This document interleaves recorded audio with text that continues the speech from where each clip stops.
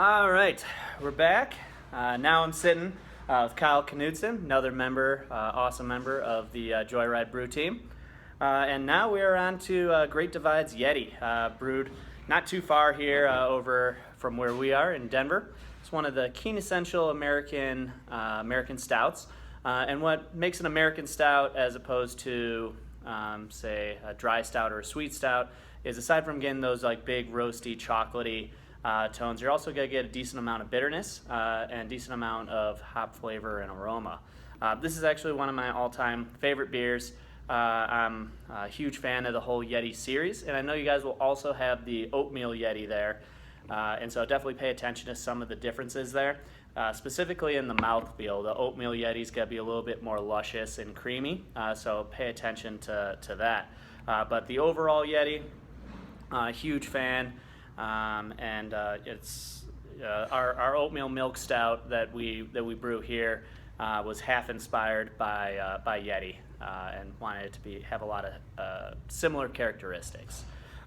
So Kyle wanted to go through a couple of flavor descriptors he's picking up. So what do you got for us? Well, I think an important thing with the Yeti to note too is that you get this beautiful lacing that takes place from this thick, creamy head.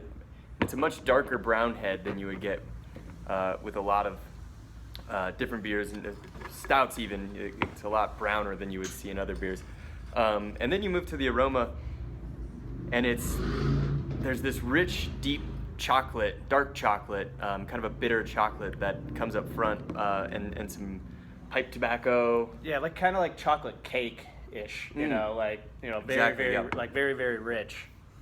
Fudgy almost to the point too. And Dave brought up the bitterness that you'll find in this beer that lingers on the back of your tongue after the sip. And those are from the Centennial and Chinook hops that are used by the brewer. And you can kind of pick, those are two easy ones for us to pick out because you'll get a lot of citrus first from the American hop and followed by some kind of spicy and pine, a lot of pine tree aroma. Mm-hmm. But yeah, a lot of bitterness on the back of the tongue as well, which is sometimes a little unique when it comes to stouts. Normally, you're used to them kind of being when you're talking about the scale of whether it leans a little bit more towards the bitter side or a little bit more towards like the sweet malty side. Normally, a stout you're kind of a little bit more tilted towards the malt. This one I think is almost maybe even tilted, definitely towards the bitter side. If I had to guess, I don't know if it's on the can. I'd put this around like 70 to 80. Where'd you put this for IBU? I think that's a really good guess. Yeah. I think another thing that sort of sneaks up on you with this beer is the alcohol is really hidden behind some of that kind of chocolate and coffee sweetness. Yeah, it drinks much smoother than the alcohol would give. What are we at here? 9.5. 9.5%. Yeah.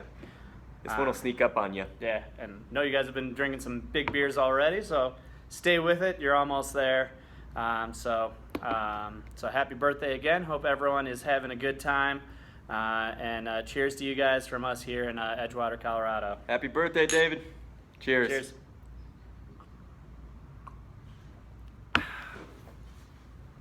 One take, one.